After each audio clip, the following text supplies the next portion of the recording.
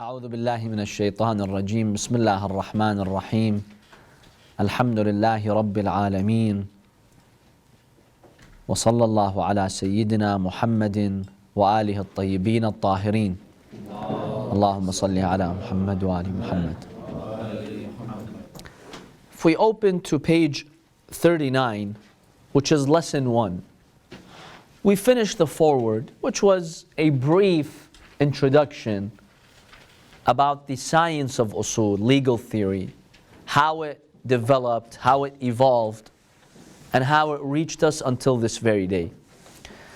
Now, in the foreword, the author did briefly talk about the difference between fiqh and usul, between Islamic law, or we call it jurisprudence, and legal theory, or the principles of jurisprudence. He did address that very briefly. But because this is such an important distinction, the author has dedicated 2 lessons, lesson 1 and lesson 2, to define the science of fiqh, Islamic law, and the science of usul, or legal theory. Because still for many it's not that clear-cut. Many think that there's a lot of overlap between the two. They're pretty much the same science, but different aspects of the same science. So the author dedicated 2 brief lessons for us to really know the difference between Islamic law and usul, because they're quite different. And if we confuse the two, sometimes many aspects of this course will not be that clear. So let's briefly examine lesson 1 for this to be clearer to us, because the science of usul is a little bit complex compared to Islamic law. So it's very important for us to define the science and know exactly what this science is. And how is it different from ilm al-fiqh, from Islamic law, or from jurisprudence? Lesson 1, definition of the science of jurisprudence, which is fiqh. Right now the author is describing to us what fiqh is, Islamic law, which is not this course. It's the previous course. But we need to make that distinction. The author says, after an individual has established faith in God, Islam, and the revealed law, which is the Sharia, the commandments of God, and understands that as a servant of God, he must obey his revealed laws, it becomes necessary for him to make his conduct in different fields of life conform to the Sharia. Once a human being comes to recognize the existence of God, and you see that Allah subhanahu wa ta'ala has commands, what is it that drives you to apply the laws of God? Now this really is a discussion in theology and aqa'id, but it's also relevant here. Must know about the laws of God, because you could say, you know what, I don't really care. God sent laws. Why do I have to go and investigate and to know these laws and to see how they apply to me? Is that really an obligation? Why? Many people will dispute that. There are 2 reasons why we must pursue Islamic laws and know about them. 2 intellectual reasons. We're not talking now about hadith or Quran, because somebody can dispute the Quran. Somebody can dispute the hadith. Not everyone believes in them. Number 1 is a proof that we call daf' al-dharar. Can someone translate that for us? What is daf' al-dharar? What does it translate to? Avoiding, what's dharar? Harm or danger.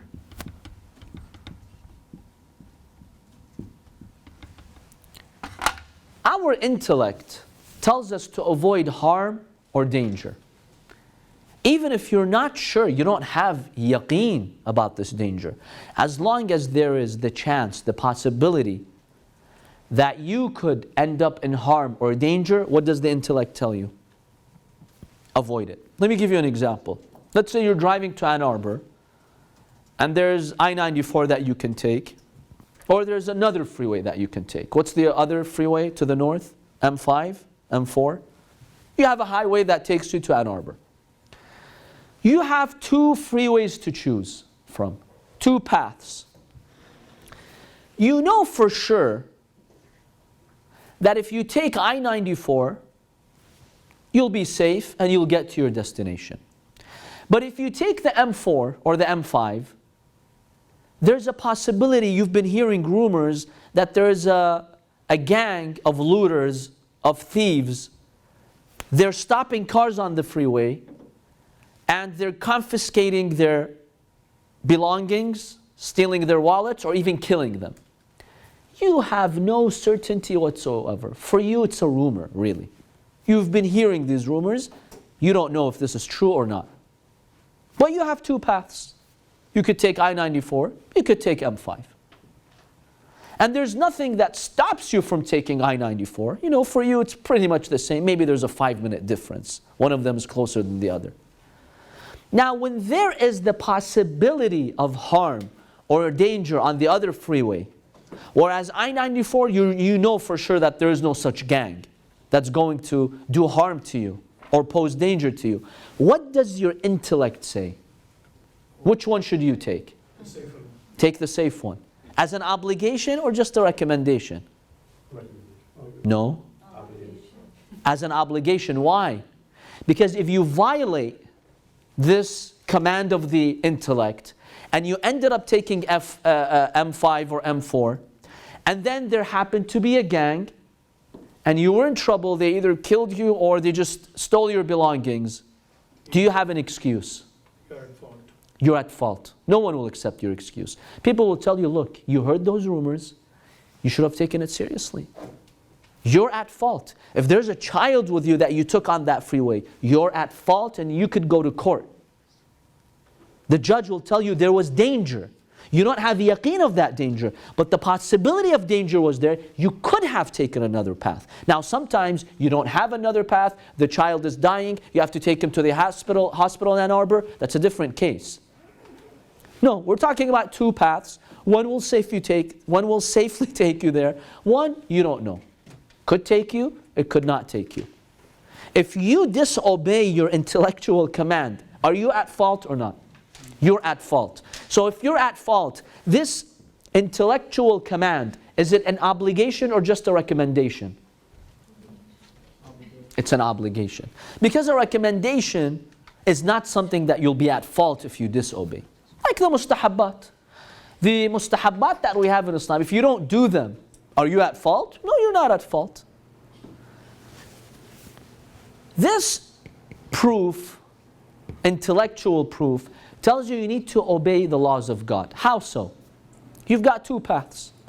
One of them is you've recognized there is a God, or there's a possibility that there is a God. This God, if He exists, obviously He's wise, He's God, He's the intelligent designer, He's the creator. There's a possibility that He does have laws. You've heard that there are laws. You've heard of prophets coming. There are rumors. For you, there are rumors that possibly this God has laws, and the one who disobeys God will be punished on the Day of Judgment. Deserves to be punished. Now, God could forgive. That's another issue. But deserves to be punished. And that punishment is a type of harm or danger, right? That's one path. So the intellect tells you if you follow the commands of Allah subhanahu wa ta'ala, you're definitely safe. Even it turned out to be there's no God. It was all fake. And you died and you became nothing. You just became non-existent, like the dirt. Did you lose anything? Nothing. What did you lose? Nothing. Did you lose anything? No. You became just like everybody else. Part of the ground, dirt, non-existent, no soul, nothing. But if it turns out to be there was a God and He had commands and you violated them, then what? You're in trouble. Or there's a possibility that you'll be in trouble, right? What does the intellect tell you here? What do you think? What does the intellect tell you? Follow the safe route. So the author here is telling us after you've come to recognize Allah and that He's possibly has laws, the aql will tell you, you need to go and pursue what those laws are. You can't just sit there and say, you know what, I'm just living my life, I really don't care. If somebody comes and points it out to me, okay, I'll accept it. I don't care. No, you have to go and investigate, because you could be putting yourself in harm or danger. That's one proof. I'm simplifying it here. There's a lot of dimensions to this. Number two is what we call shukr al-mun'am, which means thanking. Shukr is to thank, right? Shukran lillah means thanks to Allah. And what's the mun'am mean? The giver or blesser, right? The sustainer.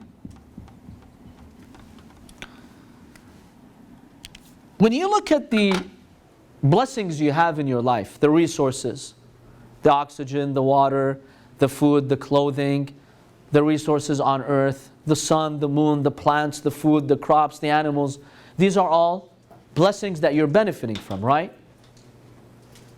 Did you give those blessings to yourself, or you were given those blessings? Did you create the sun for yourself? No. Did you create the system of plants and how the world works? No. So you didn't come up with these blessings, they were given to you. Who were they given to you by? The Creator. The Creator. Any Creator. That Creator gave them to you. The intellect dictates to you that whenever someone does good to you, you have to thank them. Right?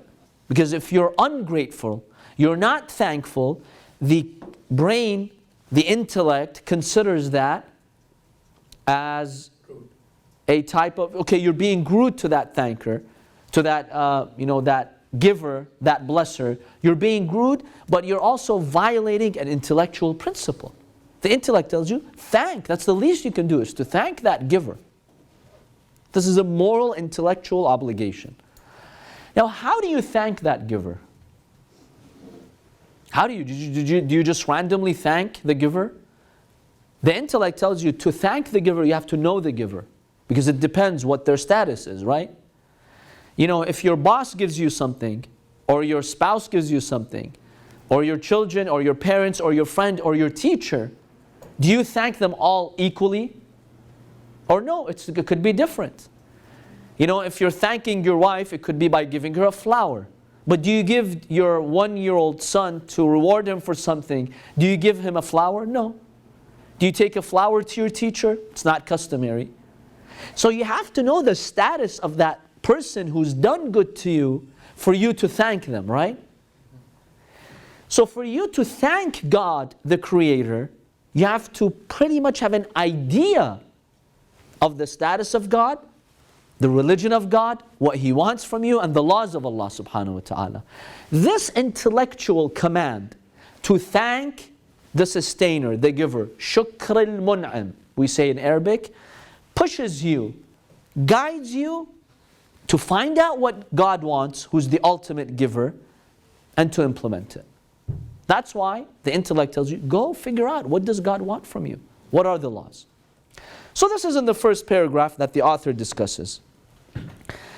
Now the author says, in the second paragraph, before that, in a few sentences, the author says, so now that you've recognized God, you have to have a practical stance. In Arabic, we call that wazifa amaliya. What is my practical stance? Let's write this word because we'll bump into it many times. Practical stance.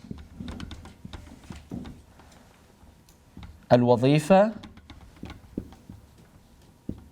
al-amaliyya. Okay, so after having faith in God, okay, I believe God is there, He has laws, or He might have laws. Practically, what do I need to do? How do I apply those laws? When it comes to my actions and deeds, what is my practical stance from the Sharia? What is my practical stance from those laws? So, the intellect tells you you should have a practical stance, because if God has laws, okay, you have to have a stance from those laws. Do you apply them or do you reject them? This is what we call wazifa al-amaliyya. This is in the first paragraph. In the second paragraph, the author says, if Sharia was so clear to us, we lived at the time of Prophet, He clearly communicated everything to us. Fine. We have no issue. We hear those laws from the Prophet. We easily know what our practical stance should be. And we just implement them. No issue. However, due to factors, Sharia is not so clear to us. There are 4 factors why Sharia are not clear to us. Let's briefly list those factors. What is one factor? We talked about it in previous courses. Can someone help us? Context? So why is it that we've lost that context? What's the factor here?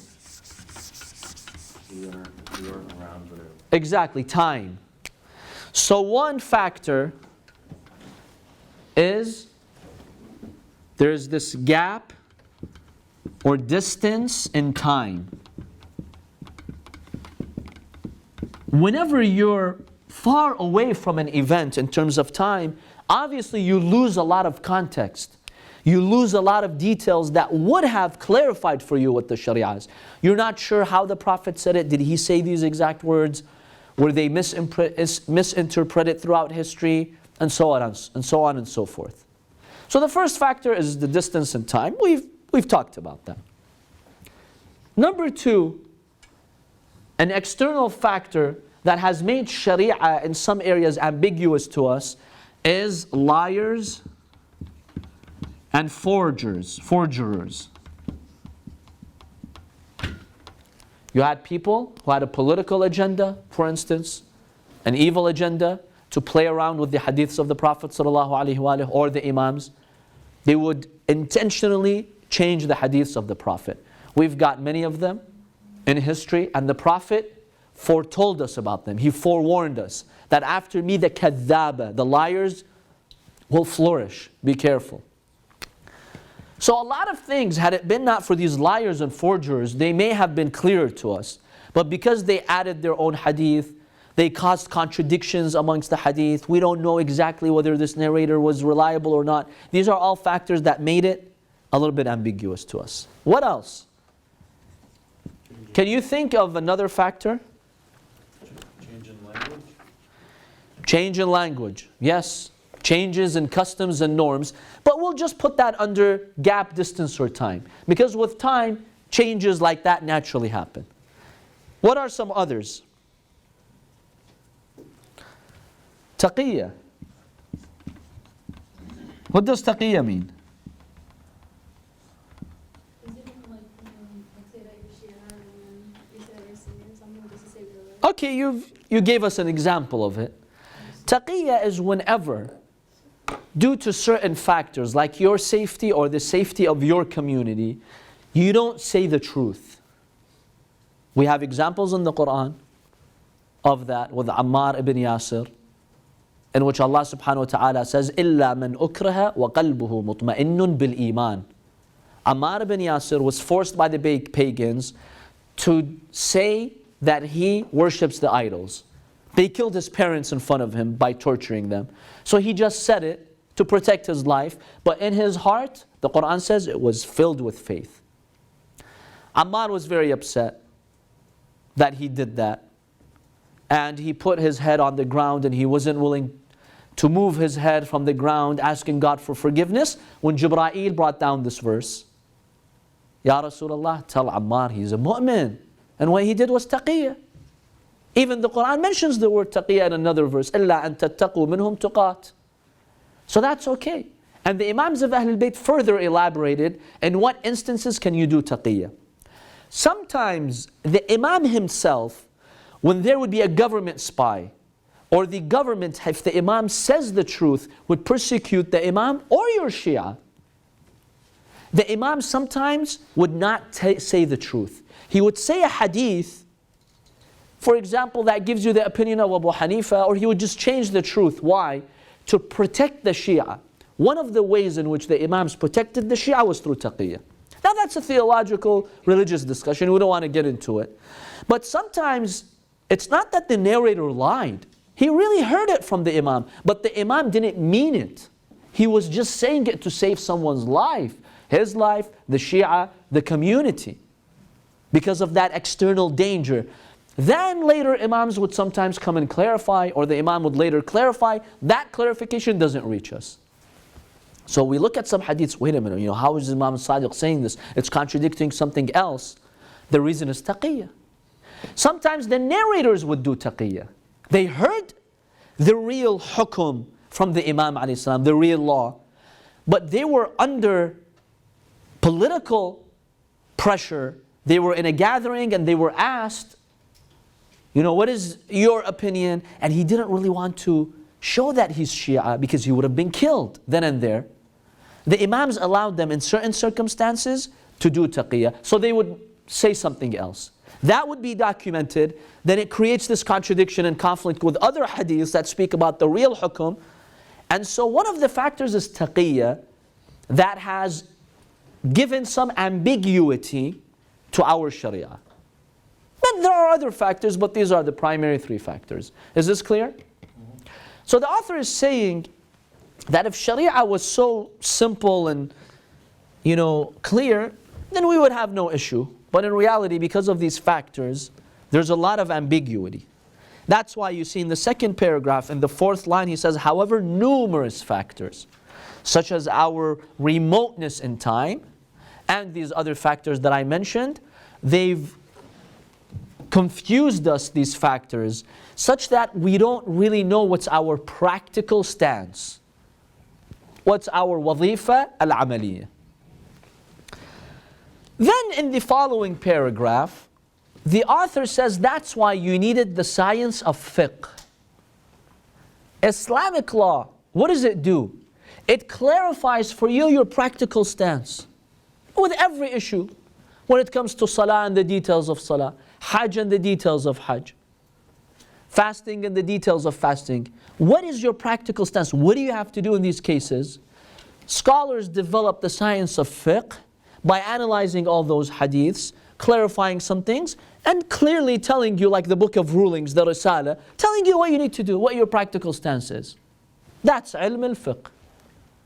It clarifies for you what your practical stance is. This is Islamic law, jurisprudence, fiqh. So whenever you hear the science of fiqh, it's just clarifying these rulings. That's what it is. And the author talks about that. Now the author in the final paragraph on page 39 and in the beginning of page 40, he mentions that fiqh gives you two types of clarifications. Let's briefly discuss that before we move on. The first type is al-adilla al-muhriza.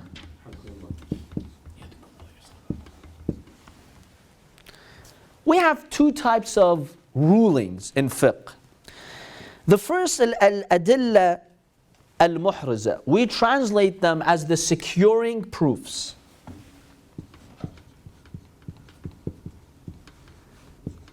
Throughout Islamic law and legal theory, you will hear this phrase. Securing proofs. What's a securing proof? What's al-adilla al-muhriza? Adilla means proofs. If you've heard the word dalil, when someone tells you something, you ask them, what's your dalil? What does dalil mean? What's your proof? Muhriza means securing proofs, confirming proofs. These are the proofs that we find in the Quran, in the hadiths. You open the book of Kafi and you read these hadiths. These are securing proofs because they are hadiths that clarify what your practical stance should be. Or you open a verse in the Quran about inheritance and it clarifies to you what your practical stance should be. So the securing proofs are those proofs that pretty much clarify what your stance is, and they make it clear to you. There's really no doubt. When you have this hadith, which is an authentic hadith, when you have a verse from the Quran, and you know what the verse is saying, that's just proof. It's called a securing proof. Therefore, we see that the author, he says, in that first paragraph on page 40, the material on which the first method, because we have two methods in Islamic law, consists of what is known as the evidences, or the proofs, the adilla, or more carefully as the securing proofs, al-adilla al-muhriza. Because they make it possible to secure the Sharia ruling. They clearly tell you what Sharia has said here. A verse in the Quran tells you what Sharia wants from you here. An authentic hadith will tell you what Sharia wants from you here. We call these securing proofs. Al-adilla al-muhriza. Now at the same time, we have proofs that are called al-adilla al-amaliyya.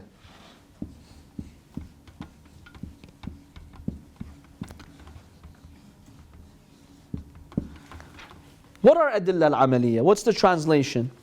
We see the translator has translated them as the procedural proofs. We could also call them the practical proofs. Procedural or practical proofs. Now, al-adilla is also called al-usul al-amaliyya. You'll hear both in Islamic law. Adilla amaliyya, usul amaliyya mean the same thing. What's different about them than the al-adilla al-muhriza? Very simple. The procedural proofs are those proofs or principles that tell you what to do when you have a doubt, when you're not sure what Sharia says. Smoking is an example. What does Sharia say about smoking? What does Quran say about smoking? What did the Prophet and Imam say about smoking? Cigarettes or the hookah? What does Islam say? Nothing. So is the stance of Sharia clear? No. Do we have any securing proofs? This first type of proofs? Do we have adilla muhriza, securing proofs that clearly tell you what Sharia says here from a verse in the Quran, from a hadith? Do we have that? No. Cloning. Do we have a securing proof that talks about cloning? No. So what do we do in this case? We're stuck? No. We have procedural, practical proofs. They are guiding principles that tell you what to do when you have a doubt. When Sharia is not clear to us, what the stance of Sharia is, at the end of the day I need to have a practical stance. Do I smoke or do I not smoke? Is it halal or haram? But because Sharia is not clear to me what it says about smoking, I can't have a practical stance. So what do I do in this case? Some scholars in the past, like the Akhbaris, they would say whenever you suspect or have doubt that something could be haram, you have to be cautious and say it's haram. That makes life hard. Scholars, most of them don't accept that. We've got proofs from Sharia that that's not what God wants from us. Whenever you doubt something, there's no verse or hadith, haram, haram, haram. That makes life very hard for us. So, we have principles. One of them, let's write those principles. We've got 4 of these procedural, practical proofs.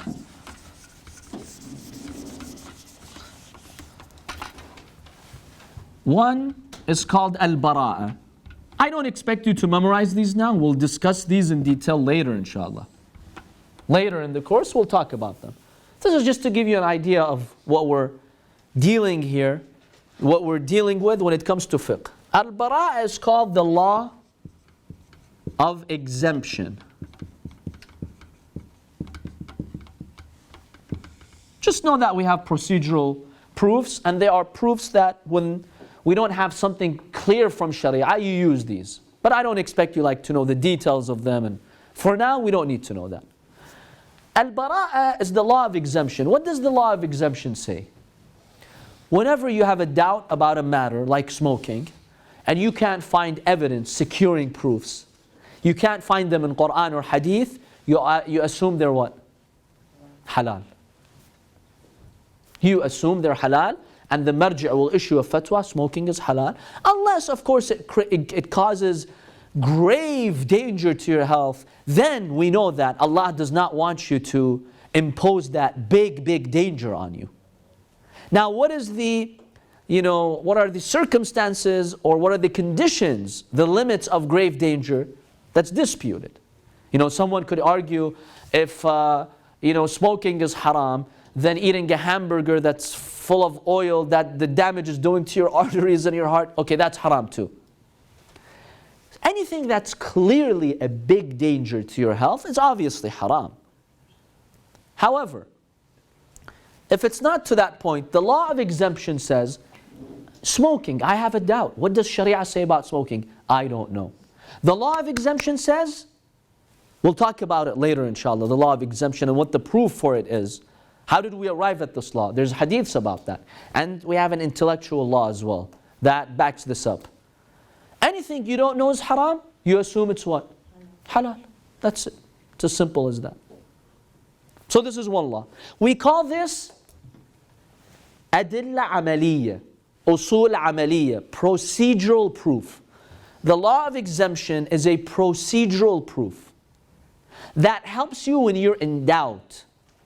You don't know what Sharia says. You research the books, the Quran, Hadith, you couldn't find anything about smoking. Bara'ah says, inshallah it's halal.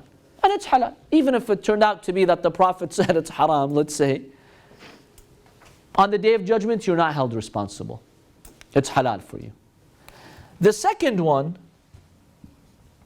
is one that we are familiar with, alhamdulillah, istishab, which is the law of what? Continuity.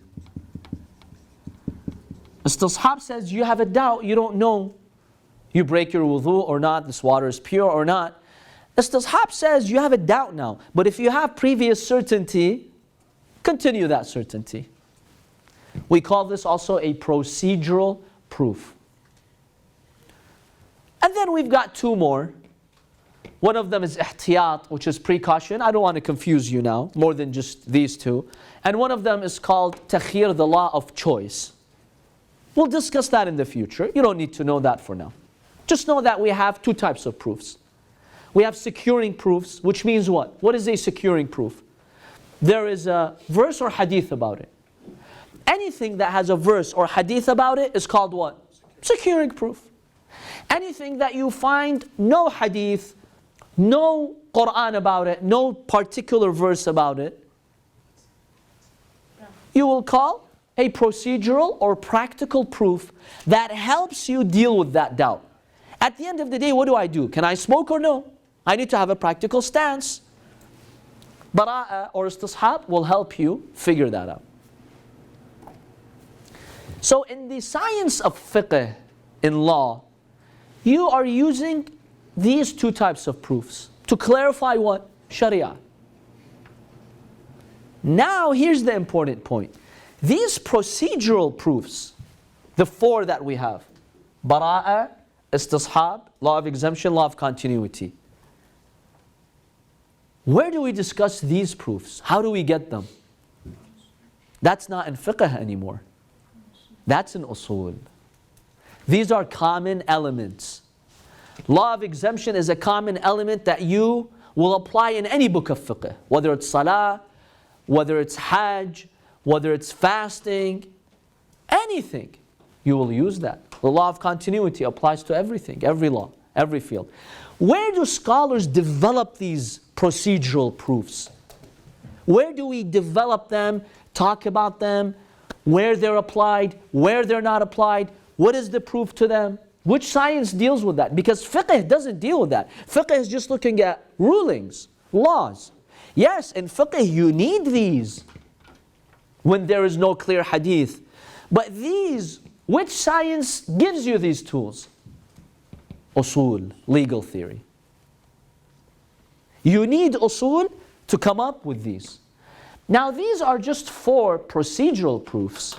But inshallah we will see in the following chapter that that's not only the types of proofs we deal in usul, that's just one small aspect of usul or legal theory. There are many, many other such common elements, universal principles that we talk about in usul. These are just usul al-amaliyya that we have four of. We've got usul al-lafdhiyya. These are procedural proofs. We have verbal proofs. Tomorrow we'll discuss what a verbal proof is. just to get an idea of it. So do you see the separation between fiqh and usul? Or still confusing to you and you think they're pretty much the same thing? Let me know. Be honest. Or does this clarify the difference between them? So could we say the secured proofs are the fiqh? And So the securing proofs you get from fiqh. Now how do you know that a securing proof is a real proof? Maybe the narrator lied. Which science teaches you how to find a securing proof? See, as a jurist in fiqh, you need both. You need the adilla al-muhraza and you need usul al-amaliyya to issue a fatwa. But which science gives you the tools to figure out the securing proofs and the procedural proofs? You know, let's say you take the book of Kafi and you, as a scholar, you're like, okay, hadith number 54 says this. Issue a fatwa? No. Usul says, wait a minute. There's a conflicting hadith. And you've seen that conflicting hadith, or go search for it. Now I have two conflicting hadiths. What do I do? Which science teaches you what do you do to resolve the conflict? Usul. So usul develops the tools for you that you need in order to get the securing proofs and the procedural proofs. Now all of this is applied in fiqh. The usul just gives you those tools. Where you apply them in the book of salah, with which hadith, that's fiqh. You open the book of fiqh, like the one we have, you look at the hadith, okay, the law of continuity, I'm going to apply it here. This is all applied in fiqh. But who gave you the law of continuity? Someone can come and say, where did you come up with this law of continuity? You made it up. The science of usul says, no, we didn't make it up. I'll show you why we have the law of continuity. That's usul. So really, to issue a fatwa, to understand Islamic law, you need usul. It gives you the tools, the common elements that are not specific to any book. They're not specific to salah, sawm. For those of you who attended Islamic law, we examined the hadith that says if water has madda, source, it doesn't become najis automatically, right? This is a hadith that helps you arrive at Islamic law. Is this a common element or a specific hadith? Specific hadith that applies only to this case. Can you apply it to Hajj? No. What does it have to do with Hajj? Can you apply it to any salah? No. It's just a particular hadith that teaches you what should you do with water that has a source. Wassalam. Whereas the usul comes and gives you common elements to deal with all of these hadiths and all these proofs. So the common elements we take from usul.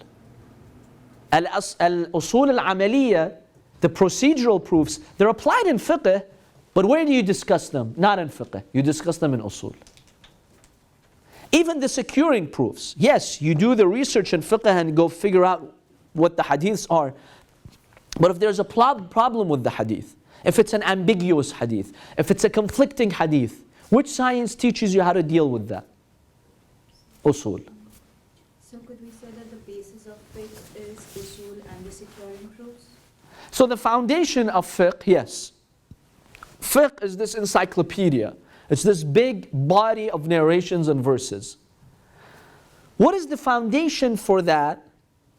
That gives you the tools to deal with this big body. It's the usul.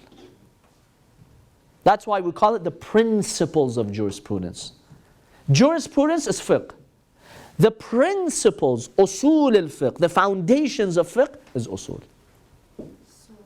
So does this clarify more the difference between law, Islamic fiqh, and legal theory or usul? So in order to learn fiqh or understand fiqh, we first need to understand usul, how it works. Absolutely. In order for us to know fiqh, you need to know these common elements. Because if you don't have these common elements, you're just looking at hadiths. You don't have tools to help you deal with these hadiths. So fiqh is like the raw data that you have. But what are the formulas that allow you to process that data? Usul. Now this was not so clear cut in the beginning, in those early centuries. This became clearer later on. When scholars realized, you know what, we're bumping into these common elements. The law of exemption, istishab, conflicting hadiths, what do? They realized there's a common theme in every fiqh book. You've got ambiguous hadiths, you've got conflicting hadiths, you've got areas where there's no hadith. They were bumping into these common elements that they realized we need to discuss these. That's how usul was born. So this is lesson number 1. In lesson number 2, we'll still give some more examples and aspects, and we'll walk you through some real examples to see the difference between fiqh and usul. Now, the reason why the author is emphasizing this, because for those who are just starting, these studies, it's not clear the difference between fiqh and usul. You have some students in the seminary who will be there for months, they still don't know the difference between usul and fiqh. That's why we're emphasizing the difference, so that from the first day, it's clear cut to you what is Islamic law and what is usul. What defines usul, what defines Islamic law. So maybe for some of you, you're finding this maybe a little bit redundant. We've discussed some aspects, but this has to be fully clarified. Because if we continue in the course and this is not clear cut, things will be very confusing. So does this further clarify to you the difference between usul and fiqh? Think about it. If you have any questions, if you need me to clarify anything, just write in the group and we'll clarify it. And I would recommend you, just to know that you've understood it, on a piece of paper, describe the two. Based on what you've learned in the course, just write a piece of paper in plain simple English, fiqh is this, usul is this. Then you'll know, if you've understood the differences. And then you could send that, in the group and we can take a look at it and see if what you've written is correct, if it reflects the correct understanding, or, if there are some minor things that need to be clarified, I can tell you that. You've got the idea right, just let's clarify this point. وصلى الله على سيدنا محمد وآله الطيبين الطاهرين.